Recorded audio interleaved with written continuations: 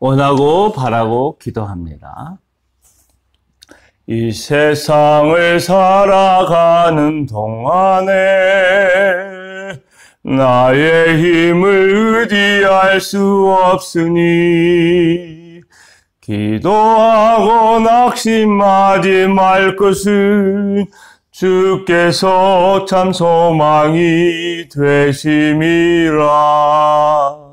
하나님의 꿈이 나의 비전이 되고 예수님의 성품이 나의 인격이 되고 성령님의 권능이 나의 능력이 되길 원하고 바라고 기도합니다. 주의 길을 걸어가는 동안에 세상에 거두지 알 수 없으니 감사하고 낙심하지 말 것은 주께서 참 기쁨이 되심이라. 하나님의 꿈이 나의 비전이 되고 예수님의 성품이 나의 인격이 되고 성령님의 권능이 나의 능력이 되길 원하고 바라고 기도합니다.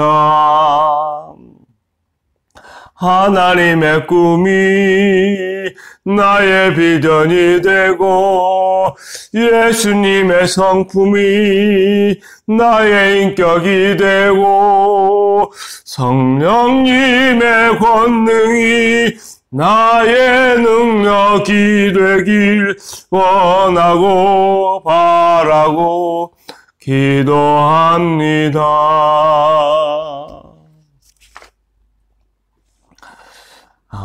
오늘은 야고보서 2장 18절에서 21절까지 말씀을 보겠습니다.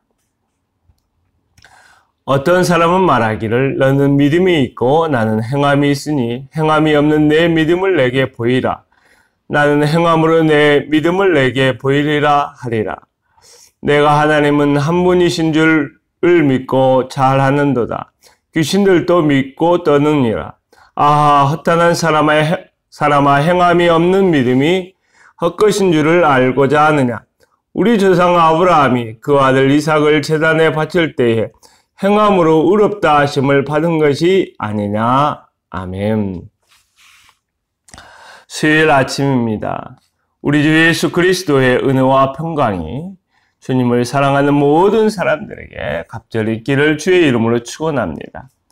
우리는 지난주 토요일 아침 묵상에서 사람들과의 관계에서 무엇이 참된 믿음인가 라는 문제를 앞에 두고서 야고보 사도는 말만 하는 믿음과 적극적으로 행동하는 라합의 믿음을 이야기했어요. 오늘은 하나님과의 관계에서 진정한 믿음이 무엇이냐라는 도전적인 질문을 가지고 야고보 사도는 매우 특별한 이야기를 하고 있는데 바로 귀신들의 믿음과 아브라함의 믿음을 대조시켜서 이야기를 해주고 있는 것입니다. 먼저 18절에서 어떤 사람은 말하기를 너는 믿음이 있고 나는 행함이 있으니 행함이 없는 내 믿음을 내게 보이라. 나는 행함으로 내 믿음을 내게 보이리라 하리라 라고 말씀하고 있어요. 여기에서 어떤 사람은 야고보가 알고 있는 어떤 사람이거나 또는 야고보와 논쟁을 하는 가상의 인물이 것이라고 이야기하고 있어요. 그런데 이 사람은 믿음과 행함을 분리할 수 있고 둘 중 하나만으로도 신앙을 표현할 수 있다고 생각하고 있어요. 그래서 너는 행동을 하라. 나는 믿음을 가지고 있다 라고 말하고 있는 것입니다. 사랑하는 성도 여러분, 이런 사람들에 대하여 어떻게 생각하십니까? 저는 정말 위험하고 문제가 많고 자기만의 아집이 강한 사람들이라고 생각을 합니다. 왜냐하면 믿음과 행함을 분리시켜서 이야기하고 있기 때문입니다. 이들의 신앙은 한마디로 말하면 내 방식대로 믿겠다고 하는 사람들입니다. 그런데 진짜 신앙은 내 방식을 내려놓는 것입니다. 내 고집을 내려놓는 것입니다. 하나님의 방식을 받아들인 사람이 믿음의 사람인 것입니다.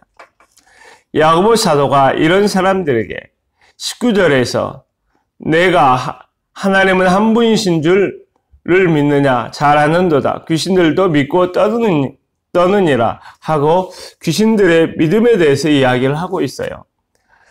내가 하나님은 한 분이신 줄을 믿느냐? 물론 그것은 잘 아는 것이지만 그 정도의 믿음은 귀신들도 가지고 있다는 것입니다. 사실 귀신은 원래 하나님의 피조물이었어요. 그런데 그들의 천사장의 배반에 참가해서 심판을 받고 타락해서 귀신이 된 것입니다. 이런 귀신들은 하나님이 한 분 존재하신다고 알고 있을까요? 믿고 있을까요? 예, 알고 믿고 있습니다. 다른 질문을 한번 해보죠. 귀신들은 예수님이 우리를 구원하시기 위해 세상에 오시고 우리 죄를 담당하시고 십자가에 죽으심을 알고 있을까요? 믿고 있을까요? 예, 알고 믿고 있습니다. 그 예수님은 거룩한 능력으로 귀신들을 멸할 수 있는 분이라는 것도 알고 믿고 있어요. 귀신같이 알고 믿고 있는 것입니다. 그러나 문제는 귀신들은 하나님을 경배하지도 하나님께 순종하지도 하나님께 헌신하지도 않고 있다는 것입니다. 다만 알고 믿고 있다는 것입니다. 그러므로 귀신들의 믿음은 하나님의 말씀에 대한 순종으로 나타나지 않고 하나님께 대한 예배로 나타나지 않는 것입니다. 그렇다면 하나님과의 관계에 있어서 참된 믿음은 어떤 믿음일까요? 야고보 사도는 아브라함의 믿음을 이야기하고 있어요. 성경은 하나님과의 관계 속에서 아브라함의 믿음에 대해서 두 번에 걸쳐서 이야기합니다. 첫 번째는 창세기 15장 6절에서 아브라함이 여호와를 믿으니 여호와께서 이를 그의 의로 여기시고 라고 말씀하고 있어요. 이 말씀의 배경은 이런 것입니다. 하나님은 아브라함에게 자손을 약속하셨지만 그의 나이 100세가 가까웠는데도 기별이 없었습니다.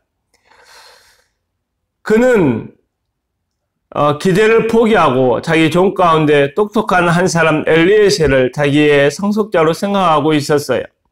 그런데 하나님이 별이 빛난 어느 날 밤 그를 집 밖으로 나오게 하시고 하늘을 우러러보게 하셨습니다. 그리고 그 밤 하늘의 별을 세어보라고 말씀하셨습니다.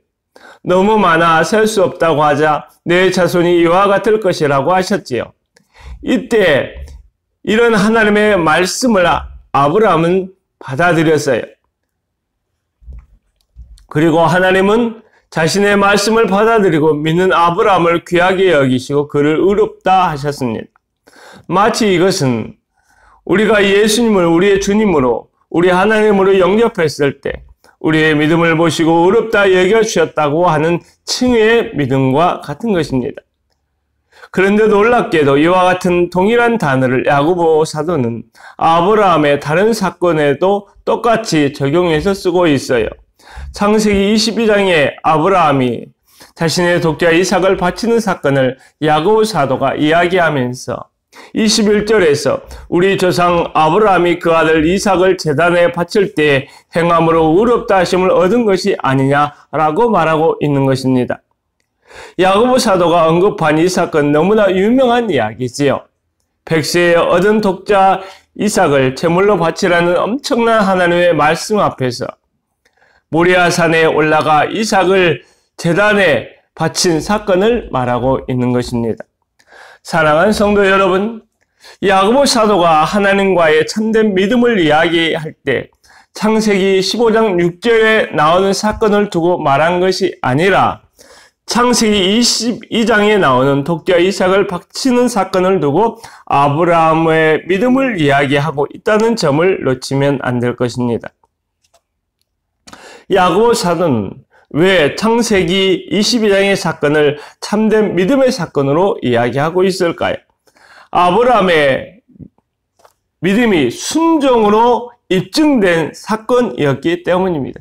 그리고 그 믿음이 하나님께 인정받은 사건이었기 때문입니다. 사랑하는 성도 여러분, 오늘 하루 사는 우리의 삶의 현장은 하나님께 우리의 믿음을 실험해가는 거대한 믿음의 훈련장입니다. 우리의 믿음이 살아있음을 순종으로 입증하고 찬양과 경배로 입증해가는 믿음의 훈련장입니다. 감당하기 어려운 일을 만나고 있습니까? 여러분은 하나님께 여러분의 믿음이 살아있음을 증명할 수 있는 기회가 찾아왔음을 감사하게 생각하고 순종하십시오. 그러면 기적이 일어나고 삶이 변화되고 여러분은 비상하는 아브라함의 기적을 맛보게 될 것입니다. 우리가 어려운 일을 만날 때마다 아브라함이 독자 이삭을 바친 것과 같이 믿음으로 순종으로 연결되면 우리도 아브라함과 같이 믿음의 세대를 일으키는 축복의 주인공이 될 것입니다. 살아계신 우리 아버지 하나님, 은혜와 사랑을 감사합니다. 우리의 믿음이 우리의 내면에서 잠자는 믿음이 아니라 우리의 삶을 통하여 거침없이 입증해내는 그러한 믿음이 되기를 소망합니다. 오늘 하루 살아가는 동안에 어떠한 일을 만나든지 뒤로 물러가는 자가 아니라 믿음을 가지고 거침없이 도전하며 하나님께 인정받는 믿음의 삶을 드러내 보일 수 있도록 축복하여 주옵소서. 이 나라 이 민족을 축복하시고 이 백성들 가운데 은혜를 더하여 주시며 하나님 아버지, 위정자들이 악한 법을 통하여 하나님의 공의와 하나님의 복음을 가로막는 일이 없도록 하나님이여 입법의 과정을 특별히 축복하여 주시옵소서.